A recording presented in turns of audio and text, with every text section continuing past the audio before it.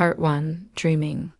On the edge of the Mississippi Delta, where the cotton fields stretched like faded quilts beneath a flaming sky, and the bayou water was as dark as a crow, is where Minerva called home. She had a wild crown of dark curls, eyes the color of storm clouds, and a way of walking barefoot through the fields like the land belonged to her, or maybe like she belonged to it. Minerva lived with her mama, daddy, and younger brother, Bassie, in an old farmhouse with a tin roof and a porch swing that groaned like it had its own secrets to tell. Her great-grandmother, Miss Fanny, was just down the gravel road in a weathered, clapboard house filled with dried herbs, beeswax candles, and jars of strange things no one ever asked about. Minerva loved her family, but even so, she often felt like the wind tugged a little harder at her sleeves, like the land hummed just for her, like something ancient was waiting for her to notice. And the closer she got to her 16th birthday, the louder that something became. It started with dreams. At first they were quiet, just flashes of a woman in a long dress, standing in the cotton rows at twilight. Her face was hidden, but her voice was soft and sure. Wake up, child. The land remembers. Then came the thunder. On the night before her birthday, a storm rolled in dark and swollen and wrong, but instead of fear, Minerva felt calm. The wind knocked at her window like it knew her name. She sat up in bed. The woman was back, clearer now, tall, with silver rings on every finger and moss on the hem of her skirt.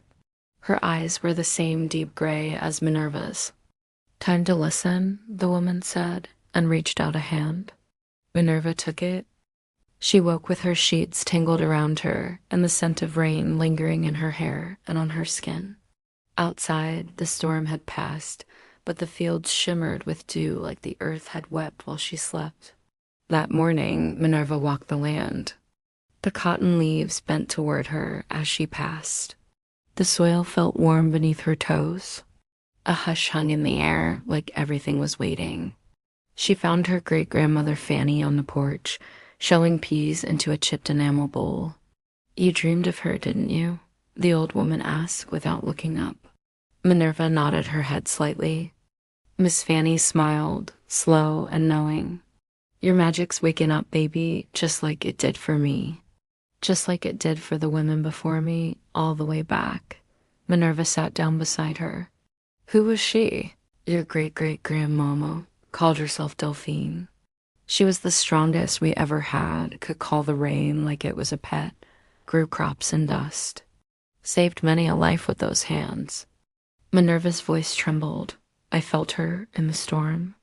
Miss Fanny laid a papery hand over hers. "And now she's felt you. That means you're ready."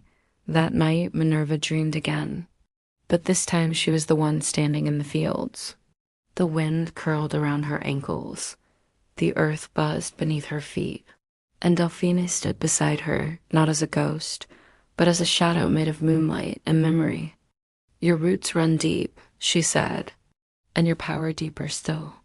Minerva looked out over the land that had always felt like home, and for the first time understood why. The next morning, she stood in the cotton fields as the sun rose. She held out her hand, and the breeze stirred. Not wildly, not yet, but enough to make the leaves dance. She smiled. Her birthday had come. The magic had begun. And far off, beyond the row of pines, a shadow stirred.